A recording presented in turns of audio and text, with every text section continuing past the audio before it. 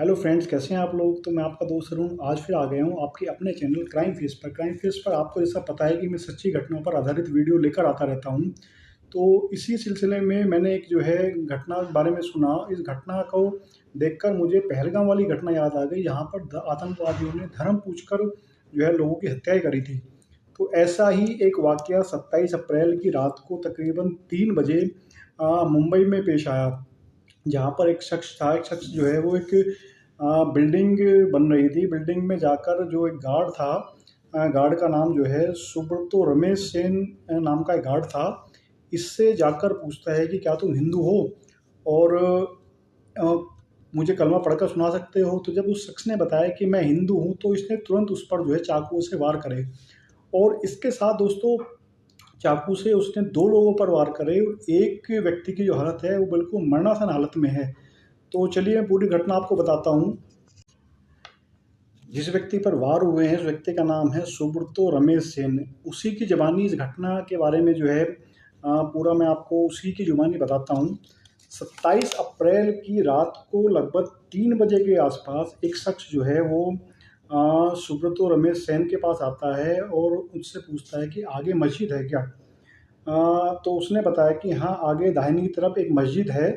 और इसके बाद उसने उससे पूछा कि मस्जिद का नाम क्या है। तो उसने बताया कि मुझे नाम का पता नहीं है। फिर उसने पूछा तो अच्छा, क्या तुम हिंदू हो? तो उसने हाँ बोला कि भाई हाँ, मैं हिंदू हूँ। तो इसके बाद शख्स वहाँ से चला जाता है और सड़क पर घूमते हुए उसको देखा जाता है। और दोस्तों, सुबह तकरीबन जो है सुबह 4 बजे के करीब, जब वो जो गार्ड होता है वो एक रसाल सिनेमा है वहाँ पे कोई उसके पास स्थित एक ईरानी चाय वाले के यहाँ चाय पीने चला जाता है। और उसी समय उस शख्स को, जिस शख्स ने उससे मस्जिद के बारे में पूछा था, वो शख्स भी वहाँ पर आता है और चाय पीकर लगभग 4:30 बजे करीब जो है अपनी ड्यूटी पर, अपनी जगह पर वो जो गार्ड है वो गार्ड वापस आ जाता है। उसके बाद वो जो शख्स है जिसने उससे मस्जिद के बारे में पूछा था, वो उसके पास फिर दोबारा आता है और उससे बोलता है तुम हिंदू हो ना? और कहते हुए उसका दाहिना हाथ पकड़ लेता है और उस पर जो है चाकू से वार करना शुरू कर देता है। उसके बाद वो काफ़ी बचने की कोशिश करता है, लेकिन चाकू जो है वो उसकी पीठ में लग जाता है। अब वो काफ़ी जो है घबरा जाता है। किसी तरह वो उसके चंगुल से निकलकर जो उस बिल्डिंग का सुपरवाइज़र होता है, सुपरवाइज़र के केबिन में भागकर घुस जाता है। और मुख्य जो मेन गेट होता है, उसको जो दरवाज़ा होता है उसको जाकर वो सुपरवाइज़र के जो केबिन होता है वहाँ पर पहुँच जाता है और गेट बंद करने की कोशिश करता है। उसके पीछे-पीछे जो शख्स था जिसने उस पर हमला किया था, उस शख्स का नाम जुबैर बताया जा रहा है। तो वो शख्स भी उसके पीछे-पीछे दौड़कर गेट दरवाज़ा खोलने की कोशिश करता है। तो वहाँ पर जो सुपरवाइज़र होता है, सुपरवाइज़र का नाम जो है वो राजकुमार मिश्रा होता है, वो उसके सामने पड़ जाता है। तो वो तुरंत ही उससे भी पूछता है कि तो तुम भी हिंदू हो क्या? तो वो कहता है अगर नहीं हो तो मुझे कलमा पढ़कर सुनाओ। तो जब मिश्रा कलमा नहीं पढ़ पाते हैं तो वो शख्स उस पर भी जो है चाकू से पूरी तरह हमला करना शुरू कर। अच्छा, जो रमेश होता है इससे वो काफ़ी डर जाता है और वो बिल्डिंग के पीछे जाकर छिप जाता है। तकरीबन 5 से 7 मिनट के बाद जब उसे कोई हलचल दिखाई नहीं देती है, तो वो मिश्रा जो सुपरवाइज़र थे उनको फ़ोन करता है। फ़ोन करके पूछता है, तो जो मिश्रा होते हैं वो उस समय रोते हुए कह रहे हैं, मैं मर जाऊँगा, मैं मर जाऊँगा। इसके बाद फिर वो सुपरवाइज़र के केबिन में आता है और जहाँ पर जो है हरी सिंह के जो कोई हरी सिंह होता है उसके साथ 2 अन्य शख्स भी मौजूद होते हैं। तब हरी सिंह से पता चलता है कि जिस शख्स ने हमला किया है, उसी ने मतलब रमेश पर हमला किया था, उसी शख्स ने ही जो है मिश्रा सर पर उनका धर्म पूछकर हमला किया है। और फिर जो है, जो मिश्रा होते हैं, राजकुमार मिश्रा, और जो दूसरा गार्ड है रमेश, इन दोनों को जो है इलाज के लिए अस्पताल में भर्ती कराया जाता है। अब जैसे ही ये घटना पता चलती है तो इससे जो है घटना से जो आसपास का इलाका होता है उसमें काफ़ी सनसनी फैल जाती है। अब जो वहाँ पर सीसीटीवी कैमरे लगे हुए होते हैं उनकी जो जांच करी जाती है, तो जांच करने में एक जो है 31 साल का एक शख्स होता है जिसका नाम जुबैर अंसारी नाम का शख्स होता है। तो वो दिखाई देता है कि, और पता चलता है कि ये लोन वुल्फ यानी सिर्फ अकेला हमलावर था जिसने इस तरीके का जो हमला है इसको धर्म पूछकर इस तरीके का जो हमला करने को अंजाम दिया है। अब जब उसके बारे में जानकारी निकाली जाती है तो पता चलता है कि जो जुबेर होता है वो इंटरनेट किताबें और कट्टरपंथ सामग्री से काफ़ी प्रभावित था और इन सब से प्रभावित होकर वो चरमपंथ की राह पर खुद ही निकल पड़ा था। अब मीरा रोड चाकूबाजी के मामले में जब जुबेर अंसारी को लेकर पता चला तो उसके बारे में उसका कुछ कनेक्शन जो है इससे पहले आईएसआईएस की बैसत, इसको धार्मिक कसम बोला जाता है, ये चलता है कि उसने वो भी ली हुई थी। सूत्रों के मुताबिक पता चलता है कि जुबेर पिछले 5 महीने से विदेश में किसी आईएसआईएस हैंडलर के साथ ऑनलाइन संपर्क में भी था। ये सब जो डिटेल्स हैं, ये डिटेल्स मैं डायरेक्टली जो है जैसा मुझे पता चला है मैं उसी के अकॉर्डिंग आपको बता रहा हूँ। अब जो उसके जो जुबेर होता है, जो आरोपी होता है, उसको पकड़ लिया जाता है। फिर उसके घर की जो है पता चलता है कि जो जुबेर है वो हमला करने के लिए घर से ही चाकू लेकर निकलता है और जब उसके कमरे की तलाशी ली जाती है तो तलाशी लेने में वहाँ पे एटीएस जो है जुबेर के पास से 3 फ़ोन और 1 लैपटॉप बरामद होता है, जिसकी जांच की जा रही है। एटीएस को यह पता लगाने की कोशिश कर रही है कि भाई एक्चुअल में जुबेर अंसारी विदेशी ऑनलाइन के ज़रिए किसके साथ संपर्क में था, वो वहाँ पर किस-किस से उसके साथ जो है इस तरीके के जो है घटना के बारे में वो किस-किस के संपर्क। अच्छा, दूसरा जो वहाँ पे जो जहाँ पे घटना हुई है, घटना का जो चश्मदीद गवाह है वॉचमैन हरी सिंह, जो कि उन दोनों घायलों को अस्पताल में भर्ती करा के आता है। जब उस रात का जो खौफनाक मंज़र है, वो जब उसने बयान किया तो उसने बताया कि हमले के बाद जो है, जो आरोपी है वो उनके पास आता है और उनसे पानी माँगता है और पानी माँगने के बाद वो अपने हाथ पे जो लगा खून होता है उसको साफ़ करता है और साफ़ करने के बाद जो है वो हरी सिंह से पूछता है कि क्या तुम हिंदू हो? तो हरी सिंह के मुताबिक जब उन्होंने जवाब दिया कि हम सब तो अपने ही हैं, तो आरोपी ने उनसे कहा कि मैं तुम्हें नहीं मारूँगा। तो और वो वहाँ से चला जाता है। तो यह बयान इस केस में आरोपी का जो व्यवहार होता है, जो उसकी मानसिक स्थिति होती है, उस पर कई सवाल खड़े करता है कि वो किस कदर कट्टरता की तरफ उसका जो मानसिक स्थिति है वो इशारा करती है। तो अच्छा, दूसरा जैसे ये बताता है कि पहले उसने पहचान पूछी, फिर उसने हमला किया। तो जाँच में सामने ये भी आया है कि आरोपी ने जो सुरक्षा गार्ड है, सुब्रत मिश्रा है, तो उनसे पहले सबसे पहले दोनों से उनकी धार्मिक पहचान ही पूछी और हिंदू ना होने पर उसने उनके ऊपर तुरंत हमला किया और तुरंत उन दोनों को जो है चाकू मारकर घायल किया। अच्छा, दूसरा जो आरोपी के बारे में बताया जा रहा है कि वो एक पढ़ा-लिखा शख्स है, वो ऑनलाइन ट्यूशन करता था। बताया जाता है कि जो जुबेर के जो माँ-बाप हैं, वो अमेरिका में रहते हैं। तकरीबन आज से 20 साल पहले वो जुबेर के साथ और अपने दूसरे बच्चों के साथ वहाँ चले गए थे, जो कि आज भी वहीं पर रहते हैं।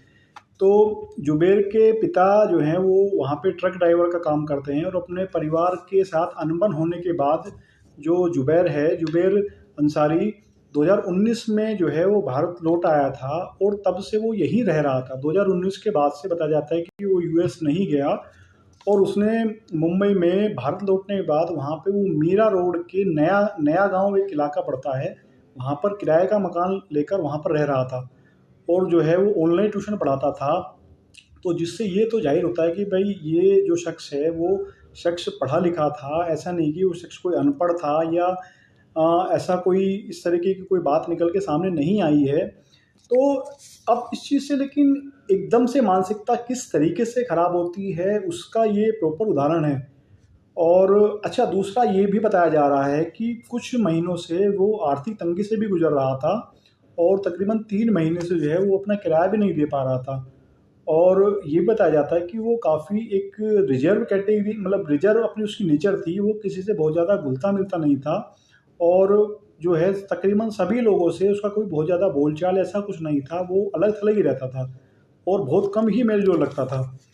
अच्छा, जब एटीएस ने इसकी जाँच को आगे बढ़ाया तो मामले की जाँच में महाराष्ट्र एटीएस को उसके नया गाँव वाला जो घर है वहाँ से जो है कई सुराग मिले। सुराग के दौरान उसमें हाथों से लिखी पर्चियाँ बरामद हुई जिस पर जिहाद, आईएसआईएस के खिलाफत जैसे शब्द लिखे हुए थे।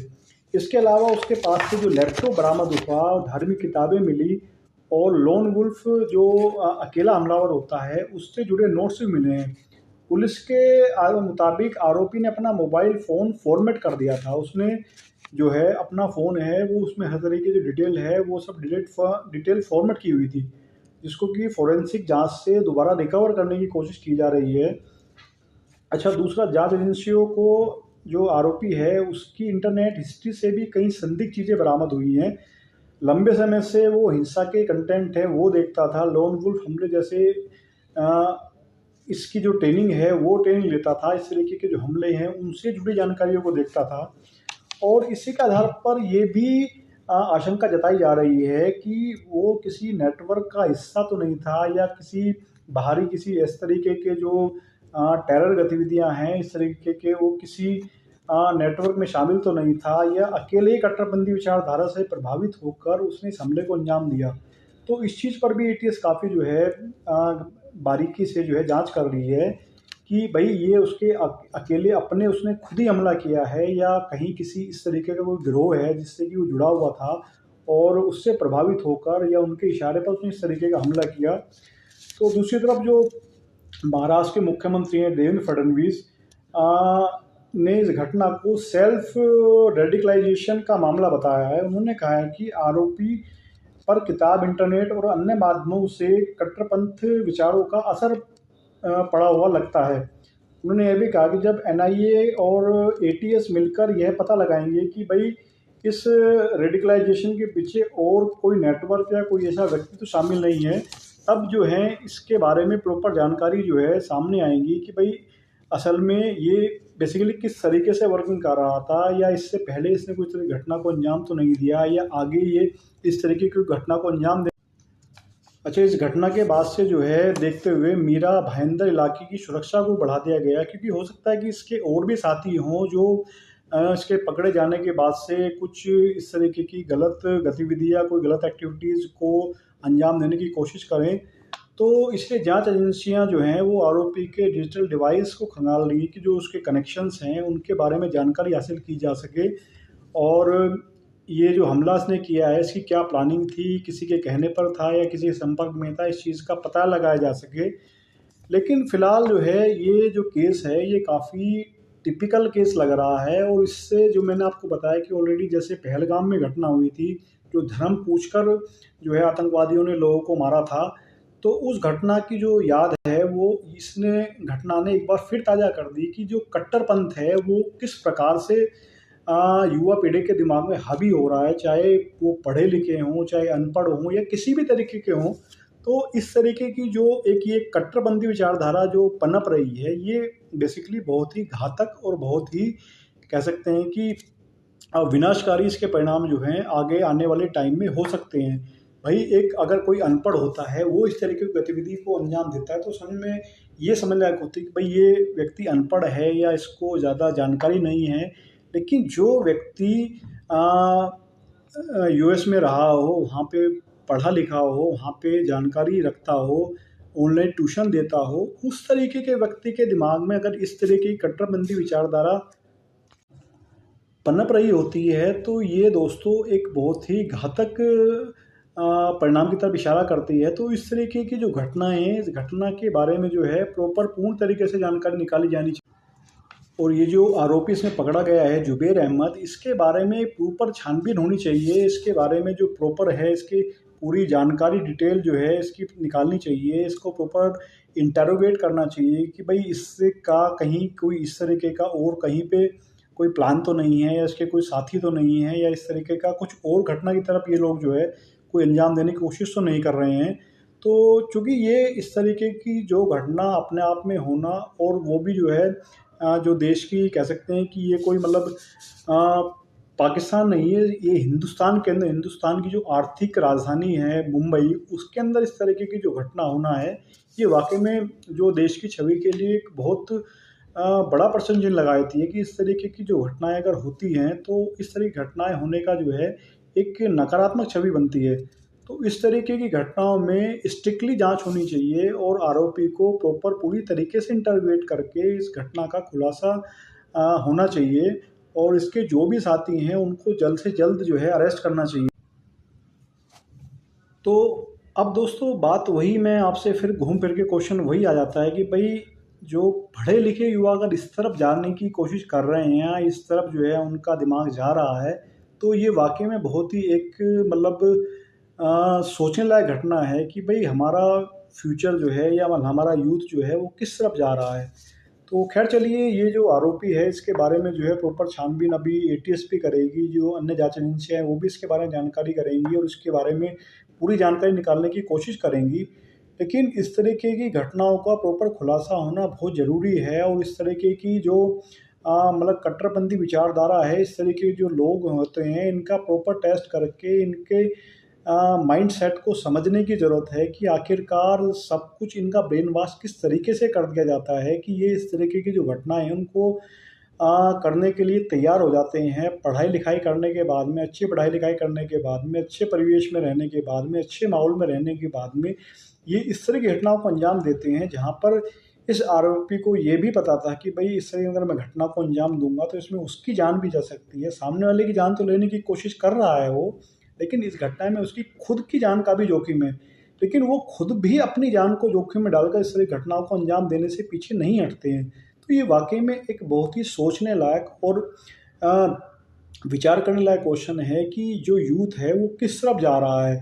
तो इसलिए मतलब अब मैं यही इस वीडियो को मैं बहुत ज़्यादा लंबा ना खींचते हुए यहीं पे इस वीडियो को समाप्त करने की कोशिश करूँगा और इसी क्वेश्चन्स के साथ में कि भई अगर आपको भी आपके आस-पास कोई ऐसा संदिग्ध या ऐसा कोई व्यक्ति नज़र आता है कि जो आपके आस-पास रह रहा है, कोई बहुत ज़्यादा जिसके बारे में कोई बहुत ज़्यादा मेल-जोल नहीं रखता है या बहुत ज़्यादा मतलब एक तरीके से आपको उसकी गतिविधियाँ संदिग्ध लगती हैं, तो आपको उसकी जानकारी प्रॉपर आपके आस-पास जो प्रशासन है या जो आपके आस-पास का जो थाना है, वहाँ पर इसकी जानकारी देनी चाहिए इस मामले और उसके बारे में प्रॉपर इन्वेस्टिगेशन होनी बहुत ज़रूरी है कि भई ऐसा कोई गलत शख्स या ऐसा कोई मतलब क्रिमिनल टाइप जो है व्यक्ति है, वो आपके पास ना रहें, जिससे कि आपकी सुरक्षा को खतरा हो और आपकी किसी प्रकार की जो है जान-माल का कोई जोखिम हो। तो प्लीज़ आप जो है आपके आस-पास जो भी कोई इस तरीके का आपको संदिग्ध गतिविधि दिखाई देती है, तो प्लीज़ प्रॉपर उसके बारे में जो है उसका विरोध दर्ज करिए, उसके बारे में जो है कंप्लेंट कराइए, ताकि समय रहते इन सब चीज़ों का जो है रोका जा सके। किसी बड़ी अप्रिय घटना को अंजाम दिए जाने से पहले उस घटना को रोका जा सके।